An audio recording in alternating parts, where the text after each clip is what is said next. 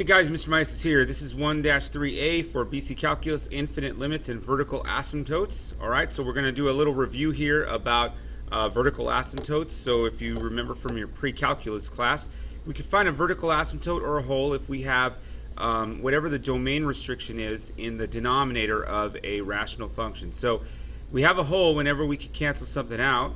So at this right here, it still can't be 1, so we have a hole at x equals 1.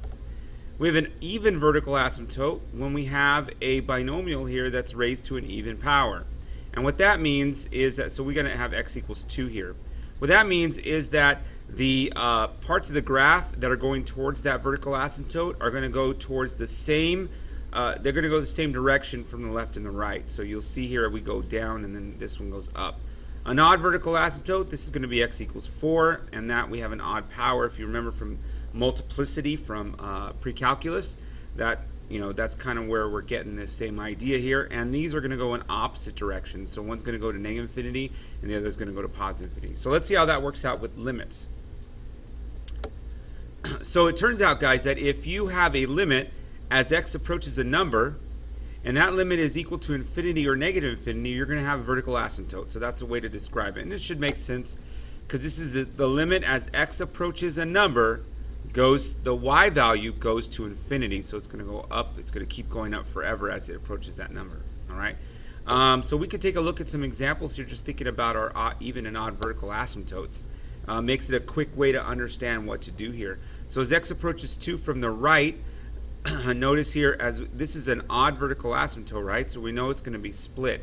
As we approach 2 from the right, values that are just bigger than 2, that's like 2.01. This is always going to be positive on that end, and this is going to be positive. So we're going to go to positive infinity. All right, so we got to kind of think about a little bit of numerical analysis here. But we do know that if it's 2 from the left and we have the same function, this is an odd vertical asymptote, so this has to be negative infinity. So we didn't really have to think about putting that in, but if we did, we'd have the same idea here. So what about x as x approach, the limit as x approaches 1 from the right? Well, 1 from the right is going to be big numbers, right? Bigger numbers than 1, 1.001, but it really doesn't matter because when I plug anything in here, I'm going to get squared. It's going to be positive on the denominator, and this is going to be negative in the numerator. So this is going to be negative infinity. And when I do that for the limit as x approaches 1 from the left, notice this is an even vertical asymptote, so I should get the same thing, negative infinity. What about the limit as x approaches 2 of x squared minus 4 over x minus 2? Well, notice here x squared minus 4 can be simplified to x plus 2, x minus 2. And then that gets this, it gives us a hole, right?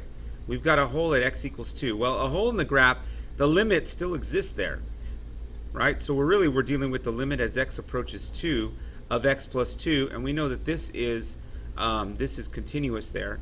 This is continuous. This is not continuous at x equals 2, but it doesn't matter because the limit from the left and the limit from the right are going to be the same. So we're going to get 4. Okay. So this is the example of when we have holes in vertical asymptotes and using limits, using infinite limits to describe those. All right. Talk to you later, guys. Bye bye.